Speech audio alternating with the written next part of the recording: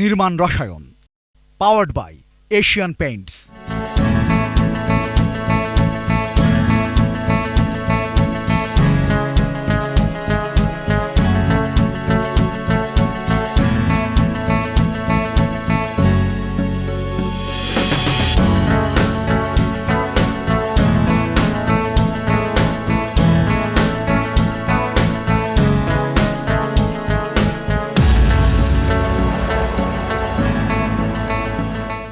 প্রিয় দর্শক, স্বাগত জানাচ্ছি নির্মাণ রসায়ন অনুষ্ঠানে পাওয়ার্ড বাই এশিয়ান পেইন্টস। এই অনুষ্ঠানে আমরা সাধারণত বিভিন্ন স্থাপত্য, নির্মাণ প্রকল্প এবং আনুষঙ্গিক বিষয়াদি নিয়ে কথা বলে থাকি। আজকের পর্বে আমরা মূলত কথা বলবো একটি রেস্টুরেন্ট নিয়ে। রেস্টুরেন্ট শুনেই আপনারা হয়তো ভাবছেন যে এটি একটি ইন্টেরিয়র ডিজাইন প্রজেক্ট, যেখানে আসলে প্রচুর পরিমাণে ওয়াল প্যানেল, সিলিং এবং লাইটিংয়ের ব্যবহার থাকবে। কিন্তু না, আমরা যে প্রকল্পটি আজকের অনুষ্ঠানে আপনাদের দেখাতে চাই সেটি এই ধারণার সম্পূর্ণ বাইরের একটি প্রকল্প, এবং সেখানে ইনডোর আউটডোর রিলেশনশিপ এবং বিল্ডিংয়ের সঙ্গে আশেপাশের যে কনটেক্সট বা পুরো পরিবেশ, এর যে মিথস্ক্রিয়া, সেই বিষয়গুলো উঠে আসবে।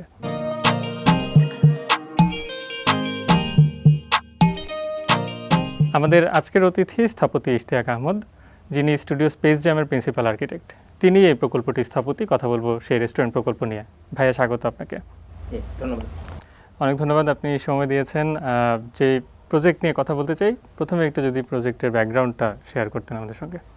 আচ্ছা, ধন্যবাদ আমন্ত্রণ জানানোর জন্য। তো এটা একটা ছোট একটা প্রজেক্ট। ইন জেনারেল বেসিস এটার ভলিউম খুব বেশি নয়। তো এই প্রজেক্টটা যখন আমরা হাতে পাই, আমরা জিনিসটাকে খুব বেশি ফর্মালি না নিয়ে একটু ইনফর্মালভাবে অ্যাপ্রোচটা নিই, একটু ফান, জিনিসটা একটু যেন মজা হয়। তো প্রজেক্টের উদ্যোক্তা ছিলেন 5 জন বন্ধু। তারা স্ব ক্ষেত্রে প্রতিষ্ঠিত, কিন্তু তারা এখানে ইনভেস্ট করে জিনিসটা করতে চেয়েছেন। তারাও খুব সহযোগিতা করেছেন জিনিসটা ডেভেলপ করতে। এবং এখানে একটা উল্লেখযোগ্য বিষয়, সেটা হচ্ছে এই প্রজেক্টটা আমাদের অফিস, স্টুডিও স্পেস জ্যাম এবং রুফলাইনার্স স্টুডিও অফ আর্কিটেকচার এর একটি কনসোর্টিয়াম প্রজেক্ট। আচ্ছা। তো এখানে এই প্রজেক্টে আমি এবং স্থপতি রাজীব আহমেদ, উনি ডিজাইনে ইনপুট দিয়েছেন। তো আমি আসলে 2 অফিসের পক্ষ থেকে এই জিনিসটা প্রেজেন্ট করছি। এই প্রজেক্টের সবচেয়ে ইম্পর্টেন্ট জিনিস হচ্ছে প্রজেক্টের সাইট, কারণ প্রজেক্ট হচ্ছে শীতলক্ষ্যা নদীর পারে। যখন আমরা প্রথমেই এই প্রজেক্টটা নিয়ে একটা অফার পাই, আমরা ক্লায়েন্টের সাথে বসে জিনিসটা ওনার থটসগুলো বোঝার চেষ্টা করি, উনি কী চাচ্ছেন। তো আমরা যখন সাইটে যাই, আমরা মূলত পুরো ডিজাইনটা সাইটে দাঁড়িয়ে করে ফেলি যে কী হবে বা কী হওয়া উচিত। তো সেই অ্যাপ্রোচে আমরা একটা ধারণা নিয়ে আসি যে একটা ইন্ট্রোভার্ট টাইপ একটা আর্কিটেকচার এখানে হতে পারে, কারণ হয়তো এই ডিমান্ডটা তৈরি হবে। আচ্ছা, আপনি বলছিলেন যে বিল্ডিংটা ইন্ট্রোভার্ট টাইপের বিল্ডিং, মানে ইন্ট্রোভার্ট কোন অর্থে? প্রত্যেকটা বিল্ডিংয়ের একটা নিজস্ব পার্সোনালিটি থাকে। তো আমি যদি এটা এভাবে ব্যাখ্যা করি, মাঝখানে একটা বেসরকারি বিশ্ববিদ্যালয়ে একটা গেস্ট লেকচার হিসেবে গিয়েছিলাম, জি, পুরকৌশল বিভাগে। তো সেখানে ছাত্রদের একটা কোশ্চেন ছিল, সেই কোশ্চেনটার উত্তরটা দিলেই মনে হয় জিনিসটা একটু ক্লিয়ার হবে। তো একজন আমাকে জিজ্ঞাসা করলেন যে স্থপতি এবং পুরকৌশলীর কাজের পার্থক্যটা কী। আমার ধারণা আমাদের ইন জেনারেল মানুষের মধ্যেও এই ব্যাপারটা নিয়ে একটু দ্বিধাদ্বন্দ্ব আছে, বা মূলত স্থপতির কাজ কি এবং সিভিল ইঞ্জিনিয়ারের কাজ কি। তো ব্যাপারটা এরকম, একটা মানুষের শরীর, চেহারা, স্বাস্থ্য, বাইরের লুকটা, পোশাক আশাক, এই জিনিসটা মানুষ মনে করে যে স্থপতি করে দিবেন। এবং ভেতরে যে স্ট্রাকচার, বোন স্ট্রাকচার, আমার ওজন কত বা আমার স্ট্রেংথ কি, এই জিনিসটা সিভিল ইঞ্জিনিয়ার করবেন। কিন্তু আসলে আমি মনে করি, বা ব্যাপারটা এরকমই, যে এখানেই শেষ নয়। আর্কিটেকচারের যথেষ্ট স্কোপ আছে যে ঢোকা, যে একটা মানুষের পার্সোনালিটি কেমন হবে। এটা অনেকটা একটা উপন্যাসের চরিত্র ক্রিয়েট করার মতো, যে আপনি একটা উপন্যাসের একটা চরিত্র বানাচ্ছেন, চরিত্রটা রাগী হবে নাকি একটু অমায়িক হবে, নাকি দুর্ধর্ষ হবে বা রোমান্টিক হবে। এই যে আপনি একটা উপন্যাসের চরিত্র যেভাবে তৈরি করেন, এখানে কিন্তু তার চেহারা, স্বাস্থ্যর সাথে সাথে আমাদের পার্সোনালিটিটাও লেখক তৈরি করে। তো আর্কিটেক্টও সেইভাবে একটা বিল্ডিংয়ের পার্সোনালিটি কেমন হবে সেটা আসলে উনি চিন্তা করে। এবং এটা অনেক সময় আমরা অবচেতনভাবেই করি, অত চিন্তা না করেও করি, কিন্তু একটা বিল্ডিংয়ের পার্সোনালিটি তৈরি হয়। এবং সেই বিল্ডিংয়ের পার্সোনালিটি কেন গুরুত্বপূর্ণ, কারণ আপনি যখন আপনার একটা বন্ধুর সাথে সময় কাটাচ্ছেন, তার পার্সোনাল আচরণ, তার ব্যক্তিত্ব কিন্তু আপনাকে প্রভাবিত করে। আপনি যদি একজন প্রকৃতি ভালোবাসে এমন কারোর সাথে সময় কাটান, এক সময় আপনিও প্রকৃতিকে ভালোবাসতে শিখবেন। আপনি যদি এমন কারোর সাথে সময় কাটান যে শরীরচর্চা করতে পছন্দ করে, আপনারও এক সময় এই বিষয়ে একটা আগ্রহ তৈরি হবে, বা আপনি স্বাস্থ্য সচেতন হবেন। তো ভবনের ক্ষেত্রেও এই ব্যাপারটা একইভাবে গুরুত্বপূর্ণ, কারণ আপনি ভবনে অনেকক্ষণ সময় কাটাচ্ছেন। তো ভবনের যে নেচার সেইটা আপনাকে প্রভাবিত করবে। তো ওই সব আঙ্গিক থেকে যখন আমরা চিন্তা করি, একটা বিল্ডিংকে এমনভাবে করা যায় যে একটা ভবন তার ভেতরের মানুষের সাথে ইন্টারাকশন কীভাবে করছে, তার পাশের প্রকৃতির সাথে ইন্টারাকশন কীভাবে করছে, সে কি যথেষ্ট পরিমাণ স্কোপ দিচ্ছে নাকি বিভিন্ন কিছু এক্সপ্লোর করার জন্য। এটার আবার একটা উল্টা পাশও আছে। মানে আপনি যখন বন্ধু নির্বাচন করেন, আপনি তো সবার সাথে সময় কাটাচ্ছেন না। তো আপনি বন্ধু নির্বাচন করছেন আপনার নিজের পছন্দের উপর ভিত্তি করে। তো একটা ভবনকে ব্যবহার করছে ব্যবহারকারীর পছন্দের উপর নির্ভর করেও কিন্তু বিল্ডিংটা কীরকম হবে সেটা আমাকে সিদ্ধান্ত নিতে হয়। চেক ব্যালেন্সের ব্যাপার। তার কারণ হচ্ছে এটা একটা পাবলিক বিল্ডিং। জি। তো এখানে যারা এটার ইউজার বা এটার পটেনশিয়াল ইউজার ব্যবহারকারী, তারা এসে যদি কমফোর্ট ফিল না করে তাহলে কিন্তু তারা জিনিসটা ব্যবহার করবে না। তো ওটা আমাদের মাথায় রাখতে হয়েছে। যেমন আমাদের কেন এখানে মানুষ আসবে, এখানে মানুষ আসবে হচ্ছে তার দৈনন্দিন জীবনের যেই গতানুগতিক জীবন কাটাচ্ছে, একটা স্ট্রেস সেখান থেকে একটা ব্রেক, সেখান থেকে একটা ব্রেক। তো আমি যখন একটা ব্রেক দেওয়ার জন্য একটা জায়গা বানাচ্ছি, সেই জায়গাটা যদি আমার আর 10টা লাইফে আমি সবসময় যা দেখছি তার মতোই হয়, তাহলে তো তার আসলে ওই ব্রেকটা হলো না। তো সেখানে আমরা এই জন্য আমাদের মনে হয়েছে যে এখানে যখন মানুষ ঢুকবে, ঢোকার পরপরই যেন ওনার একটা সাডেন এনভায়রনমেন্ট চেঞ্জ এই ব্যাপারটা বুঝতে পারে। আচ্ছা। তো সেজন্য আমরা যেটা করেছি, যে আমি যে বলছিলাম ইন্ট্রোভার্ট কথাটা, ব্যাপারটা শুনতে একটু খটোমটো লাগলেও আসলে এক্সিকিউশনটা অনেক সরল, এত কঠিন কিছু নয়। ওকে। আমরা যদি দেখি যে আমাদের প্ল্যানে যে হচ্ছে একটা রাস্তা দিয়ে যাব, তারপর পুরো একটা ব্ল্যাঙ্ক ওয়াল দেখতে পাই। এখানে কোনো রহস্যের কিছু নাই, এখানে কোনো ইরেগুলার কিছু নাই, সাধারণ একটা দেয়াল দেখতে পাচ্ছি। কিন্তু আমি যখন ভেতরে ঢুকবো, সাথে সাথে আমি একটা ওপেন স্পেসে আমাকে মুভ করে নিয়ে যাচ্ছে, যে হচ্ছে ঠিক আছে আমি এই শহরের যান্ত্রিক জীবন থেকে স্টেপ আপ করে একটা গ্রিন এরিয়া আসলাম, যেখান থেকে আবার ওই জায়গায় বসে তখন তারা হচ্ছে নিজেদের মধ্যে ইন্টারাকশন করতে পারছে, প্রকৃতির সাথে ইন্টারাকশন করতে পারছে। তো একটা ইন্ট্রোভার্ট এটা কেন বললাম, কারণ একটা ইন্ট্রোভার্ট মানুষ সহজে কিন্তু তার পাশের লোকের সাথে কানেক্টেড হতে স্বাচ্ছন্দ্য বোধ করে না। আমিও বিল্ডিংটাকে চাইনি যে সে তার আশেপাশের রেগুলার আরবান এনভায়রনমেন্টের সাথে এইভাবে কানেক্টেড থাকুক, বাইরে থেকে ভেতরে দেখা যাক। কারণ বাইরে থেকে ভেতরে দেখা গেলে ভেতরে যে মানুষ যারা প্রাইভেসি চাচ্ছে, যারা একটা নতুন এনভায়রনমেন্ট চাচ্ছে, সেটা আসলে হ্যাম্পার হবে। এবং এটা কি ভাইয়া কিছুটা থ্রেশহোল্ড হিসেবে তো কাজ করছে আসলে? ডেফিনেটলি হ্যাঁ। এবং ওই থ্রেশহোল্ডটা তো একটা মানে এখানে আমাদের যেখানে আমাদের কাজ করার জায়গা ছিল, যে আমি একটা বিল্ট এরিয়া দিচ্ছি এবং একটা হচ্ছে গ্রিন এরিয়া দিচ্ছি। তো সেটা যে থ্রেশহোল্ডটা, সেটা যদি একটা খুবই স্ট্রং স্ট্রেট লাইন হতো, একটা সোজা সরল রেখা হতো, সেটা আসলে ভাঙা একটু কঠিন। তো আমরা এটাকে একটু সফট করার চেষ্টা করি। আচ্ছা, বিল্ডিংটা একটু নদীর মতো একটু বয়ে চলা। এবং ভেতরে যখন এটার মানুষ যায়, তাদের দুইটা অপশন পায়, যে আমি হয়তো ভেতরে বসবো অথবা আমি লনে চলে যাব। যেটা হয় আমরা ইউজারদের প্রোফাইল বা ওনাদের এক্সপেরিয়েন্স, হ্যাঁ, এগুলো একটু স্টাডি করে দেখেছি যে এখানে ফ্যামিলি নিয়ে যাওয়ার জন্য মতো জায়গা কম। আচ্ছা। তো বাচ্চা কাচ্চা নিয়ে আসবে, বাচ্চারা তো আসলে চেয়ার টেবিলে বসে থাকতে পছন্দ করে না, তারা দৌড়াদৌড়ি করবে। তো ওই জায়গাটা দিতে হবে। এবং তারা যখন দৌড়াদৌড়ি করছে, বাবা মা চাইবে একটু পাশে বসে থাকি, সেই জায়গাটাও দিতে হবে। তো সেই সব কিছু চিন্তা ভাবনা করে তখন আমাদের প্রজেক্ট আসলে আমরা চিন্তাটা করি, এবং ওই চিন্তাটা আসলে সাইটে দাঁড়িয়ে হয়েছে। আচ্ছা। যে আমরা একটা ঢেউ বানাবো, সেই ঢেউটা আমাদের মানে পুরো পরিসরটার সঙ্গে কথা বলবেন, নদীর সঙ্গে পরিসরটার মধ্যে ছড়িয়ে দেয়া। সোজা হলে আরেকটা ব্যাপার, যদি আমি জাস্ট একটা সোজা একটা রুম বানাতাম, ওইখানে মানুষ হচ্ছে স্টিফ একটা কাঠামোর মধ্যে বন্দি, রাইট। যখন আপনি একটা কার্ভ লাইন দিচ্ছেন, তখন ওই জিনিসটা একটু ভাঙে, এবং অ্যাপারচারটাও কিছুটা চেঞ্জ হয়ে যাচ্ছে, চারপাশে দেখতে পাচ্ছে, গোল একটা জায়গা থেকে চারপাশে দেখতে পাচ্ছে। এবং এখানের এলিভেশনগুলো দেখলে আপনি বুঝবেন যে হচ্ছে আমরা ফুল গ্লাস ইউজ করেছি যে পাশটা হচ্ছে আমার গ্রিন আর যে পাশটা হচ্ছে আমার ব্যাক সাইড, সেটা হচ্ছে ফুল ওয়াল। তো মানুষ আসলে একদিকে তাকাতে বাধ্য, এর পেছন তাকাবে না। এবং ওই জায়গাটা যেহেতু ফুল ওয়াল, ওইটার পেছনটাতে আমরা সার্ভিস নিয়ে এসেছি, কিচেন বা অন্যান্য জিনিসগুলো। সেটাতে আমার দুটো সুবিধা, একটা হচ্ছে আমার রাস্তা থেকে আমার সার্ভিস এন্ট্রি পেয়ে যাচ্ছে, আর সার্ভিসটা হচ্ছে আমার রাস্তার সাথে আমার ভেতরের জায়গাটাকে একটা ডিভাইডেশন তৈরি করে দিচ্ছে। রাইট। আচ্ছা, এখানে আসলে আপনাদের কাজ তো কেবলমাত্র একটা বিল্ডিং ডিজাইন করায় কোনোভাবেই সীমাবদ্ধ ছিল না, যেহেতু পুরো ল্যান্ডস্কেপিং বা পুরো পরিসরটা নিয়ে আপনারা ভেবেছেন, সেই বিষয়টা নিয়ে আপনি ব্যাখ্যা করছিলেন। রিসাইক্লিং এর কিছু একটা ছিল এখানে, আপনি আমাকে আগে যেটা বলেছেন। হ্যাঁ, এইখানে এটা খুবই ইন্টারেস্টিং। আমি আগেই বলেছি যে এই প্রজেক্টটাতে আমাদের ক্লায়েন্ট যারা ছিলেন তারা যথেষ্ট সচেতন যে তারা কি চাচ্ছেন। এবং আরও মজার ব্যাপার সেটা হচ্ছে ডিজাইনেও ওনাদের ইনপুট ছিল। আমাদের নদীর পাড়ে যেই ডেকগুলো হয়েছে, এই দুরকম 3 রকম ডেক ছিল। একটা ডেক কিন্তু ক্লায়েন্টের নিজের ডিজাইন করা, আচ্ছা, ওটাই ওখানে আমরা বসিয়েছি। মানে এখানে ওনাদেরও ডিজাইনের ইনপুট ছিল। এই জিনিসটা আমরা খুব পজিটিভলি, মানে এটা ভালো কোলাবোরেশন ছিল। এক্স্যাক্টলি।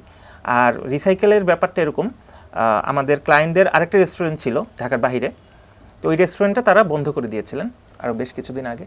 তো সেটার অনেকগুলো ম্যাটেরিয়াল অনসাইটে ছিল, তো আমাদেরকে জানানো হয় এবং আমরা গিয়ে দেখে আসি যে এক্স্যাক্টলি কী কী ম্যাটেরিয়াল এখানে ব্যবহার করা যায়। ওই হিসাব করে আমরা এখানে গ্লাসের মাপ দিয়েছি, ওই ম্যাটেরিয়ালগুলোর কথা হিসাব করে আমরা এখানে স্টিলের যে স্ট্রাকচার যেগুলো ব্যবহার করা যায় সেটা ব্যবহার করেছি। এবং আমাদের যেই সিটিং বা হচ্ছে আমাদের ডেকিং, এই ব্যাপারগুলো আমরা কিন্তু সব নতুনভাবে করব এরকম নয়। আমরা আগে দেখে নিয়েছিলাম এই কয়েকটা ম্যাটেরিয়াল হচ্ছে ক্লায়েন্টের অ্যাভেলেবেল, ওইটাকে রিইউজ যেন করা যায়, সেটা তখন আমাদের মাথায় ছিল। তো এই জন্য ডিজাইনটা তো ওই ডিটেলিংয়ের ক্ষেত্রে আমাদের কিছু কনস্ট্রেইন ছিল, কিন্তু আমরা যে আপনি উল্লেখ করেছেন, আমিও বললাম যে আমাদের প্রিয় স্থপতি রাজীব আহমেদ, উনি এই ব্যাপারটা খুব মাস্টার ছিলেন। আচ্ছা, এবং অ্যাকুরেটলি ধরে ধরে উনি এই জিনিসগুলোকে আসলে এখানে বসিয়েছিলেন আর কি। আচ্ছা, অনেক ধন্যবাদ ভাইয়া। আপনি আসলে খুব চমৎকার একটা প্রজেক্ট উপস্থাপন করলেন, এবং যারা দেখছিলেন আমাদের তারা নিশ্চয়ই এতে বেশ উৎসাহিত বোধ করবেন। কারণ সাধারণত আমরা দেখি যে রেস্টুরেন্ট, যেমন শুরুতে যেটা বলছিলাম, যে 4 দেয়ালে বন্দি একটা জায়গা এবং সেখানে আসলে বিভিন্ন ধরনের এলিমেন্ট বা ম্যাটেরিয়াল ইউজ করে ইন্টেরিয়র ডিজাইন করা হয়, প্রচুর লাইটিং থাকে। কিন্তু ইউজুয়ালি মানে শহরের ভেতরে তো আমরা সেভাবে ইনডোর আউটডোর রিলেশনশিপের জায়গাটাও দেখি না, বা সেখানে যে সময় কাটাতে যাচ্ছি সেই আমার ঘরের মতোই তো একটা এয়ার কন্ডিশনড স্টিফ একটা এনভায়রনমেন্টে বসে আছি। সে জায়গা থেকে সম্পূর্ণ ভিন্ন একটা কিছু করলেন। তো এই যে ভিন্নতার জায়গা এবং প্রতিটা স্থাপত্য প্রকল্পেরই যে ভিন্নতা থাকে, সেটি নিয়ে যদি দর্শকদের উদ্দেশ্যে কিছু বলতেন। প্রত্যেকটা ভবনেরই একটা নিজস্ব একটা ক্যারেক্টারিস্টিক্স থাকে, একটা পার্সোনালিটি থাকে, এবং এটা নির্ভর করে ওই প্রজেক্টটার সাইটের বা আশেপাশের সাথে যেরকম এটার ব্যবহারকারী বা এটা ক্লায়েন্ট আমরা যাই বলি না কেন, ওনার পছন্দের উপর ভিত্তি করে জিনিসটা তৈরি হয়। তো প্রত্যেকটা প্রজেক্ট ভিন্ন হয় না আসলে আমাদের, কারণ আমরা তো মূলত ঢাকায় বা বাংলাদেশে কী হয়, আমরা মূলত অ্যাপার্টমেন্ট ডিজাইন করি, প্রচুর অফিস বিল্ডিং ডিজাইন করি, সবগুলো আসলে কাছাকাছি হচ্ছে। সেইখানে খুব যে ভিন্নতা আনা সম্ভব ব্যাপারটা এরকম নয়। তো ভিন্নতা আনার তখনই পসিবল হয় যখন হচ্ছে আমরা আসলে 2-1টা এলিমেন্ট পাচ্ছি। তো এখানে যেমন আমরা একটা নদী পেয়েছিলাম, আমরা ওইটাকেই মূল ফোকাস করেছি যে এটাকে আসলে হাইলাইট করতে হবে। তো যেখানে আমরা এখন পাচ্ছি না সেখানে এখন আমরা কী করছি, আমরা রুফ গার্ডেন করছি বা আমরা ভিউ খুলে দেওয়ার জন্য চেষ্টা করছি। তো এখানে আসলে সদিচ্ছাটা একটা বড় ইস্যু। যদি আমরা ইঞ্জিনিয়ারদেরকে, আর্কিটেক্টদেরকে ওটুক স্বাধীনতা দিতে পারি, এটা আসলে সুন্দর সুন্দর প্রজেক্ট এখন হচ্ছে অনেক, আশা করি সামনে ভবিষ্যতেও হবে। অনেক ধন্যবাদ ভাইয়া আমাদের অনুষ্ঠানে সময় দেওয়ার জন্য। জি, আপনাকেও ধন্যবাদ। প্রিয় দর্শক, এই ছিল আমাদের আজকের আলোচনা। নিচ্ছি ছোট্ট একটা বিরতির পর থাকবে এক্সপার্ট টাইম। সে পর্যন্ত সঙ্গে থাকুন। নির্মাণ রসায়ন, পাওয়ার্ড বাই এশিয়ান পেইন্টস।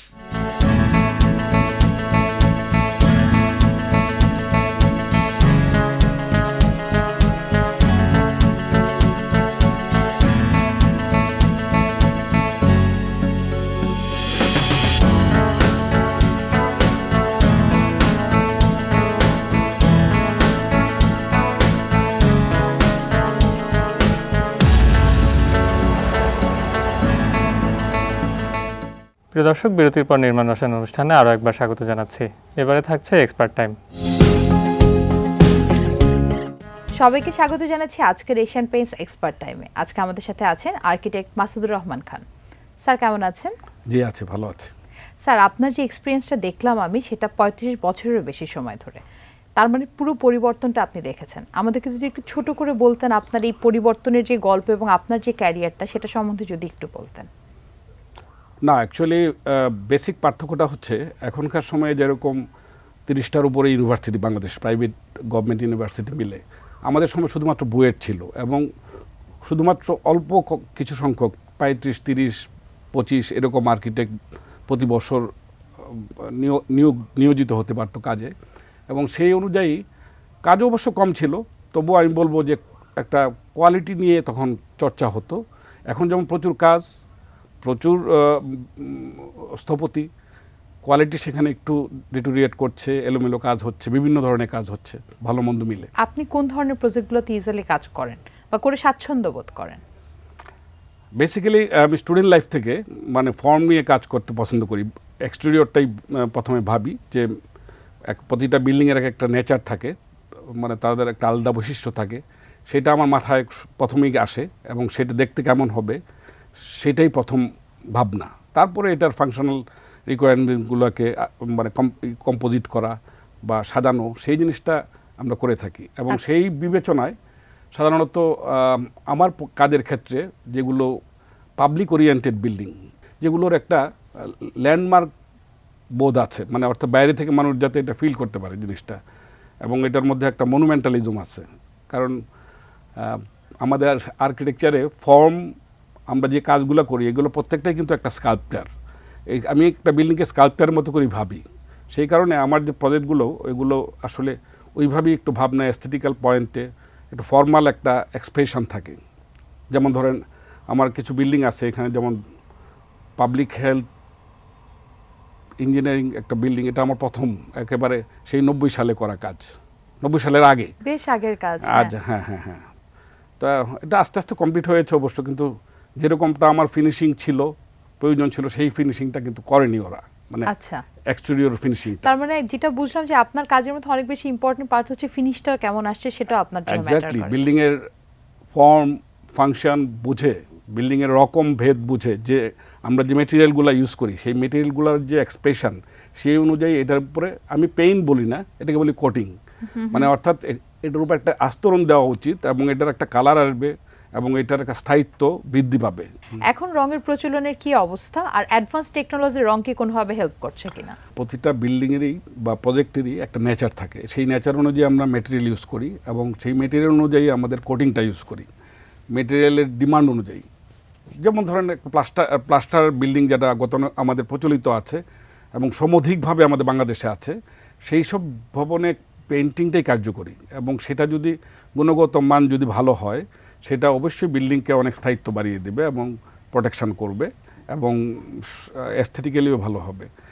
যেমন রিসেন্টলি আমার একটা প্রজেক্ট আমি প্লাস্টার দিয়ে করেছি ময়মনসিংহ শহরের এশিয়ান পেইন্টসের Ultima protect shine polyurethane based, এই যে পেইন্টটা, এটা আমি ব্যবহার করেছি। এই পেইন্টটা আমি এখন পর্যন্ত যা দেখেছি ভালো, এবং আপনারা যে ওয়ারেন্টিটা দেন ১০ বছরের এইটার ব্যাপারে, এবং এটা আমি দেখেছি যে আপনাদের জেনুইনলি দেন, এবং ইতিপূর্বে আমার এই অভিজ্ঞতা রয়েছে। অতএব এই পেইন্টটা আসলে বাড়ির বাইরের কোটিংয়ের জন্য প্লাস্টারের উপরে অত্যন্ত কার্যকরী আমি মনে করি। কিভাবে আপনি মনে করছেন এই পলিইউরিথিন টেকনোলজিটা হেল্প করছে লংজিভিটি দিতে বা এক্সটেরিয়রের জন্য?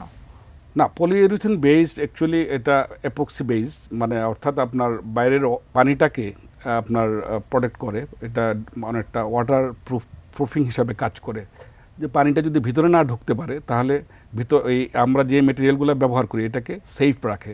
কারণ কিন্তু একটা মনে রাখবেন, যে কোনো ব্রিকের পানিটাই হচ্ছে সমস্যা, পানিটাই আমাদের দেশে কিন্তু বৃষ্টিই সমস্যা, মূল সমস্যা ভবনের শত্রু কিন্তু বৃষ্টি, আমাদের প্রজেক্টগুলোরও শত্রু বৃষ্টি, একই আমাদেরকে সবসময় প্রোটেক্ট করতে হয়। স্যার অসংখ্য ধন্যবাদ আপনাকে, আপনার অনেক ব্যস্ততার মধ্যে আপনি আমাদেরকে সময় দিয়েছেন এবং খুব সহজে অনেকগুলো টেকনিক্যাল ব্যাপার আপনি আমাদেরকে বুঝিয়ে বললেন।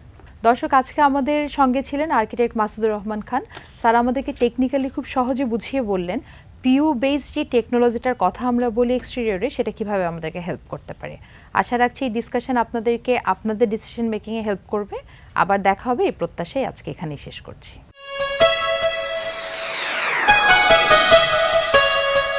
প্রিয় দর্শক, এই ছিল আমাদের আজকের অনুষ্ঠান। আপনার যদি কোনো প্রশ্ন, মতামত বা পরামর্শ থেকে থাকে জানাতে পারেন ইমেলের মাধ্যমে। পাশাপাশি আপনার নিজের কোনো প্রকল্পের জন্য যদি স্থপতি বা প্রকৌশলী পরামর্শ প্রয়োজন বোধ করেন, সেটিও আমাদের কাছে লিখতে পারেন। ভালো থাকুন, সুস্থ থাকুন, এটি নিউজের সঙ্গেই থাকুন।